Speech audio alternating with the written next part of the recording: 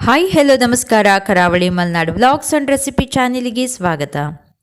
Friends, ಇವತ್ತು ನಾನು ಈ ವರ್ಷದಲ್ಲಿ ಮಾಡಿದಂತಹ ಬೇರೆ ಬೇರೆ ಕಡೆಯಲ್ಲಿ ಮಾಡಿದಂತಹ ಕ್ರಿಸ್ಮಸ್ ಗೋದಲಿ ಅಥವಾ ಕ್ರಿಸ್ಮಸ್ ಕ್ರಿಬ್ ಅಂತ ಹೇಳ್ತಾರೆ, ಅದನ್ನು ನಿಮಗೆ ತೋರಿಸ್ತೀನಿ. ಹಾಗೆ ಈ ಕ್ರಿಸ್ಮಸ್ ಕ್ರಿಬ್ಬನ್ನು ನೋಡ್ತಾ ನೋಡ್ತಾ ಕ್ರಿಸ್ಮಸ್ಸಿನ ಇತಿಹಾಸ ಏನು ಅಂತ ತಿಳಿದುಕೊಂಡು ಬರೋಣ. ಈ ವಿಡಿಯೋ ಅಪ್ಲೋಡ್ ಮಾಡಲು ಸ್ವಲ್ಪ ಲೇಟ್ ಆಯಿತು, ಕಾರಣಾಂತರದಿಂದ ದಯವಿಟ್ಟು ಕ್ಷಮೆ ಇರಲಿ. ಕ್ರಿಸ್ಮಸ್ ಕ್ರಿಸ್ಮಸ್ ಕ್ರಿಸ್ಮಸ್ ಸುಮಾರು 1 ತಿಂಗಳ ಹಿಂದಿನಿಂದಲೂ ಎಲ್ಲರ ಬಾಯಲ್ಲಿ ಕ್ರಿಸ್ಮಸ್ ಆಚರಣೆಯದೇ ಮಾತು. ಪ್ರಭು ಯೇಸು ಕ್ರಿಸ್ತನ ಹುಟ್ಟಿದ ದಿನವಾಗಿ ಕ್ರಿಸ್ಮಸ್ ಅನ್ನು ಆಚರಣೆ ಮಾಡಲಾಗುತ್ತದೆ. ಡಿಸೆಂಬರ್ 25ನೇ ತಾರೀಕು ಕ್ರಿಸ್ಮಸ್ ಅನ್ನು ವಿಶ್ವದೆಲ್ಲೆಡೆ ಅತ್ಯಂತ ಸಂಭ್ರಮ ಸಡಗರದಿಂದ ಆಚರಿಸಲಾಗುತ್ತದೆ. ಕ್ರೈಸ್ತ ಸಮುದಾಯ 1 ತಿಂಗಳ ಮುಂಚಿತವಾಗಿಯೇ ಕ್ರಿಸ್ಮಸ್ ಆಚರಣೆಗೆ ಸಿದ್ಧತೆ ಮಾಡಿಕೊಳ್ಳುತ್ತಾರೆ. ಚರ್ಚ್ಗಳಲ್ಲಿ, ಮನೆಗಳಲ್ಲಿ ಕಣ್ಮನ ಸೆಳೆಯುವ ಅಲಂಕಾರ ಮಾಡಲಾಗುತ್ತದೆ. ಯೇಸು ಜನಿಸಿದ ದಿನ ಎಲ್ಲರ ಮನೆಗೆ ಹೊಸ ಅತಿಥಿ ಬಂದಷ್ಟೇ ಸಂತಸಗೊಂಡು ಹೊಸ ಬಟ್ಟೆ ಧರಿಸಿ ಸಿಹಿ ಖಾದ್ಯಗಳನ್ನು ತಯಾರಿಸಿ ಎಲ್ಲರ ಒಳಿತಿಗಾಗಿ ಪ್ರಾರ್ಥನೆಯನ್ನು ಮಾಡುತ್ತಾರೆ. ಕ್ರಿಸ್ಮಸ್ ಅಂದರೆ ಕ್ರಿಸ್ತನ ಜಯಂತಿ ಅಥವಾ ಯೇಸು ಕ್ರಿಸ್ತನು ಹುಟ್ಟಿದ ದಿನ. ಯೇಸು ಕ್ರಿಸ್ತನು ಮೇರಿ ಮತ್ತು ಜೋಸೆಫರ ಮಗನಾಗಿ ಇಂದಿನ ಇಸ್ರೇಲ್ನಲ್ಲಿರುವ ಬೆತ್ಲೆಹೇಮ್ ಎಂಬ ಊರಿನಲ್ಲಿ ಹುಟ್ಟಿದ. ಯೇಸು ಹುಟ್ಟಿದ ದಿನ ಸಂಭ್ರಮಿಸಲು ಅಂದು ಎಲ್ಲೆಡೆ ವರ್ಣರಂಜಿತ ಅಲಂಕಾರ, ದೀಪಗಳು, ಕ್ರಿಸ್ಮಸ್ ಟ್ರೀಗಳು, ಸಂತೋಷದ ವಾತಾವರಣ ಕಂಡುಬರುತ್ತದೆ. ಕ್ರಿಸ್ಮಸ್ ಯೇಸು ಕ್ರಿಸ್ತನ ಜನನವನ್ನು ಸೂಚಿಸುವ ದಿನವಾಗಿದ್ದು ಅವನ ಬೋಧನೆಗಳನ್ನು ನೆನಪಿಸಿಕೊಳ್ಳುತ್ತದೆ. ಈ ದಿನದಂದು ಜನರು ತಮ್ಮ ಕುಟುಂಬ ಮತ್ತು ಪ್ರೀತಿ ಪಾತ್ರರೊಂದಿಗೆ ಒಟ್ಟುಗೂಡುವ ಮೂಲಕ ಅವರೊಂದಿಗೆ ಉಡುಗೊರೆಗಳ ವಿನಿಮಯ ಮಾಡಿಕೊಳ್ಳುತ್ತಾರೆ. ಜೊತೆಗೆ ಎಲ್ಲರೂ ಸೇರಿ ಊಟ ಮಾಡುತ್ತಾರೆ. ಕ್ರಿಸ್ಮಸ್ ಇತಿಹಾಸ ಯೇಸು ಕ್ರಿಸ್ತನ ಜನನ ಮತ್ತು ಆಗ ನಡೆದ ಪವಾಡಗಳನ್ನು ನೆನಪಿಸುವ ದಿನವಾಗಿದೆ. ಯೇಸುವಿನ ಹೆತ್ತವರಾದ ಮೇರಿ ಮತ್ತು ಜೋಸೆಫರಿಗೆ ಬೆತ್ಲೆಹೇಮ್ನಲ್ಲಿ ಉಳಿಯಲು ಸ್ಥಳ ಸಿಗದೆಯೇ ತೊಂದರೆಯಾದಾಗ ಯೇಸು ಒಂದು ಸಣ್ಣ ದನದ ಕೊಟ್ಟಿಗೆಯಲ್ಲಿ ಜನಿಸಿದರು. ಯೇಸುವಿನ ಜನನ ಬೈಬಲ್ ಪ್ರಕಾರ ಕ್ರಿಶ್ಚಿಯನ್ ಧರ್ಮದ ದೇವರು ಯೇಸು ಕ್ರಿಸ್ತನ ಜನನವು ಮೇರಿ ಮಾತೆಯ ಗರ್ಭದಿಂದ ಹುಟ್ಟಿದೆ. ಯೇಸು ಕ್ರಿಸ್ತನ ಜನನದ ಮೊದಲು ಮೇರಿ ಮಾತೆ ಕನ್ಯೆಯಾಗಿದ್ದಳು. ರಾಜವಂಶದ ಜೋಸೆಫ್ ಎಂಬ ವ್ಯಕ್ತಿಯೊಂದಿಗೆ ಮರಿಯಳ ನಿಶ್ಚಿತಾರ್ಥವಾಗಿತ್ತು. ಒಂದು ದಿನ ದೇವದೂತರು ಮೇರಿಯ ಬಳಿಗೆ ಬಂದು, ಮರಿಯಾ, ಶೀಘ್ರದಲ್ಲೇ ನೀನು ಗರ್ಭವತಿಯಾಗಿ ಒಂದು ಮಗುವನ್ನು ಹೆರುವೆ. ಆ ಮಗುವನ್ನು ಯೇಸು ಎಂದು ಹೆಸರಿಸಬೇಕು ಎಂದು ಹೇಳಿದರು. ಅದಕ್ಕೆ ಮರಿಯಳು, ನಾನು ಇನ್ನೂ ಅವಿವಾಹಿತೆ, ಹಾಗಾದರೆ ಇದು ಹೇಗೆ ಸಾಧ್ಯ ಎಂದು ತಾಯಿ ಮೇರಿ ಕೇಳಿದಾಗ, ಇವೆಲ್ಲವೂ ಪವಾಡದ ಮೂಲಕ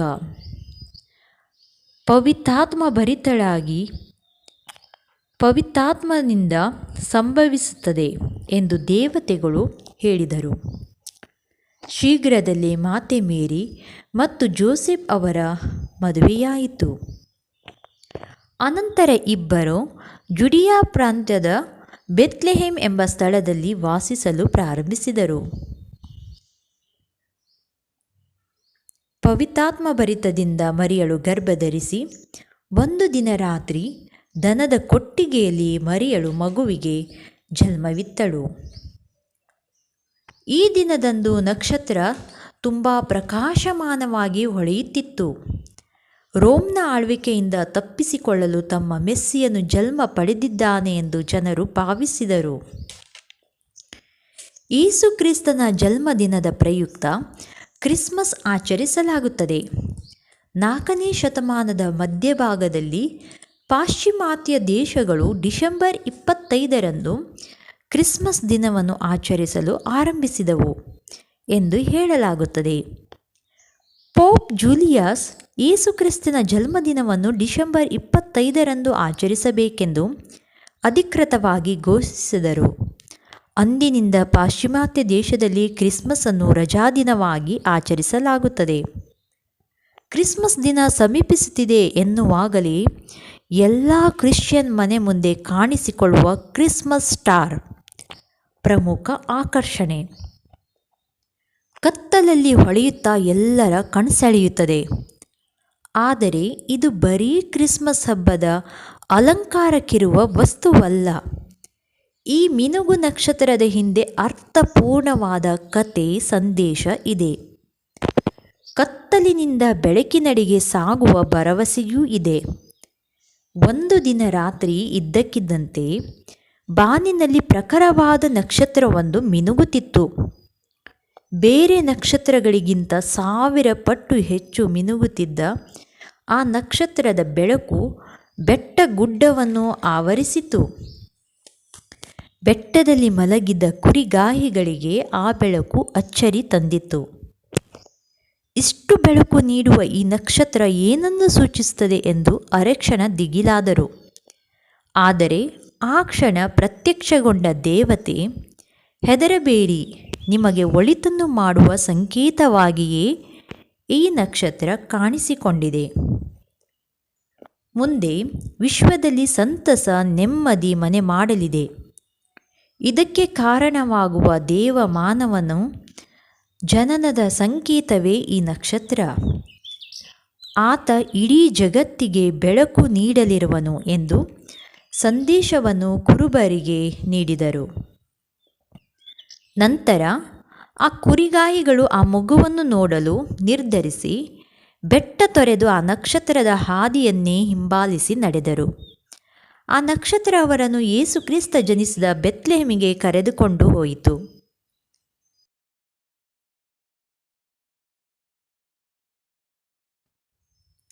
ಆ ಮಗು ಹುಟ್ಟಿದ ಸ್ಥಳವನ್ನು ತೋರಿಸಿ ಎಲ್ಲರ ಮೇಲೂ ಬೆಳಕು ಚೆಲ್ಲಿತು.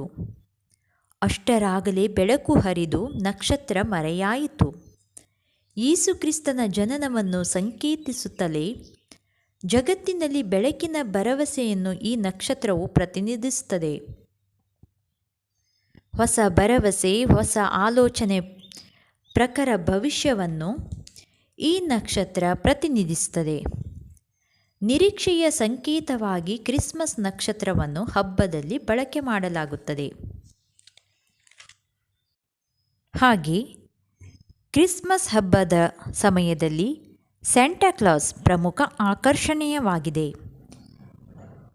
ಸ್ಯಾಂಟಾಕ್ಲಾಸ್ ಈ ಹಬ್ಬದ ಗುರುತಾಗಿದೆ. ಸ್ಯಾಂಟಾಕ್ಲಾಸ್ನ ಚಿತ್ರಣವು ಯಾವಾಗಲೂ ಕೆಂಪು ಬಟ್ಟೆಗಳನ್ನು ಧರಿಸುತ್ತದೆ ಮತ್ತು ಮಕ್ಕಳಿಗೆ ಕ್ರಿಸ್ಮಸ್ನ ಉಡುಗೊರೆಗಳನ್ನು ನೀಡುತ್ತಾನೆ. ಇಂದು ಸ್ಯಾಂಟಾಕ್ಲಾಸ್ ಇಲ್ಲದೆ ಎಲ್ಲರಿಗೂ ಕ್ರಿಸ್ಮಸ್ ಕಲ್ಪನೆಯು ಅಪೂರ್ಣವಾಗಿದೆ.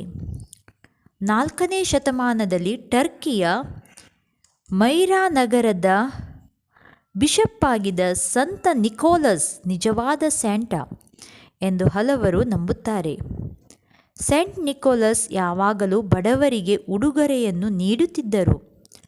ಆ ಸಮಯದಲ್ಲಿ ಜನರು ಸೇಂಟ್ ನಿಕೋಲಸನನ್ನು ತುಂಬ ಗೌರವಿಸುತ್ತಿದ್ದರು. ಅಂದಿನಿಂದ ಸ್ಯಾಂಟಾಕ್ಲಾಸ್ ಪರಿಕಲ್ಪನೆ ಪ್ರಾರಂಭವಾಯಿತು.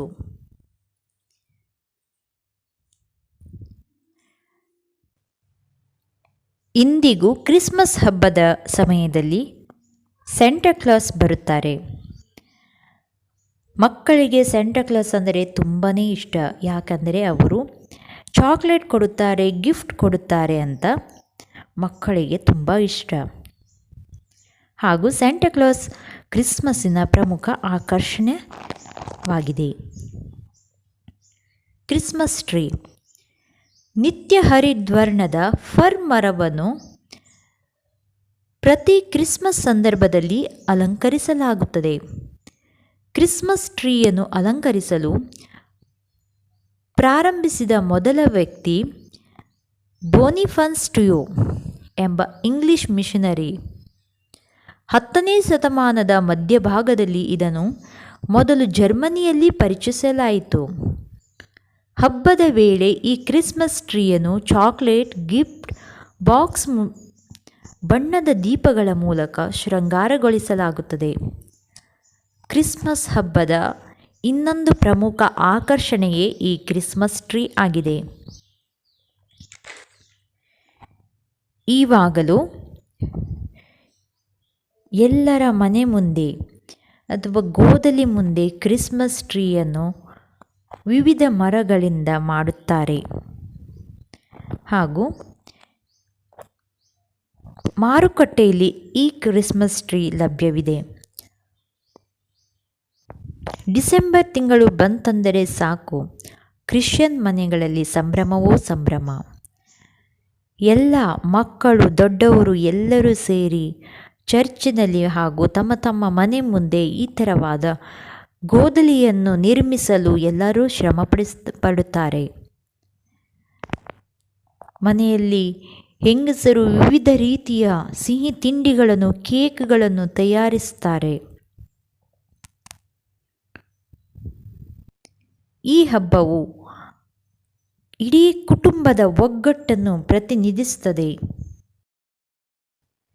ನೋಡಿದ್ರಲ್ಲ ಫ್ರೆಂಡ್ಸ್, ಈ ವಿಡಿಯೋದಲ್ಲಿ ಶಿವಮೊಗ್ಗದ ಸೇಕ್ರೆಡ್ ಹಾರ್ಟ್ ಚರ್ಚಿನಲ್ಲಿ ಮಾಡಿರುವಂಥ ಗೋದಲಿ, ಶಿವಮೊಗ್ಗದ ಶರಾವತಿ ನಗರದಲ್ಲಿರುವ ಇನ್ಫಂಟ್ ಜೀಸಸ್ ಚರ್ಚಿನಲ್ಲಿ ಮಾಡಿರುವಂಥ ಗೋದಲಿ, ನಮ್ಮ ಮನೆಯ ಗೋದಲಿ, ನಮ್ಮ ರಿಲೇಟಿವ್ಸ್ ಮನೆಯ ಗೋದಲಿ, ನನ್ನ ಫ್ರೆಂಡ್ ಮನೆಯ ಗೋದಲಿ ಹಾಗೂ ಸಿದ್ದಾಪುರ ಚರ್ಚಿನಲ್ಲಿ ಮಾಡಿರುವಂಥ ಗೋದಲಿ ಹಾಗೂ ನಮ್ಮ ಊರಿನಲ್ಲಿ ಮಾಡಿರುವಂಥ ನನ್ನ ಫ್ರೆಂಡ್ ಮನೆಯ ಗೋದಲಿಯನ್ನು ನಾನು ನಿಮಗೆ ತೋರಿಸಿದ್ದೇನೆ.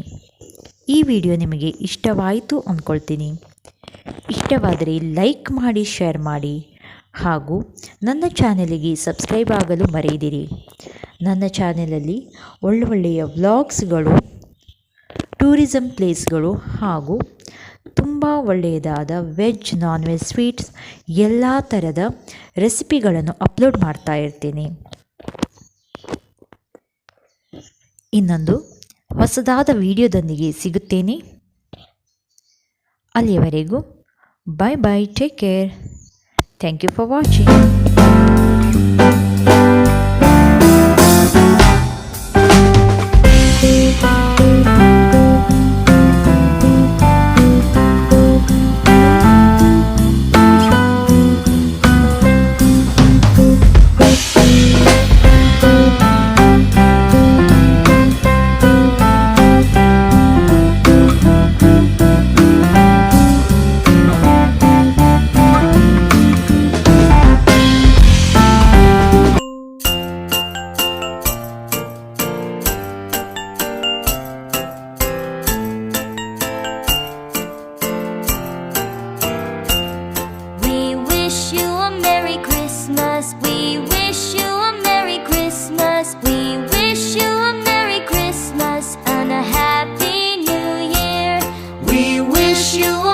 Christmas, we wish you a Merry Christmas. We wish you a Merry Christmas and a Happy New Year.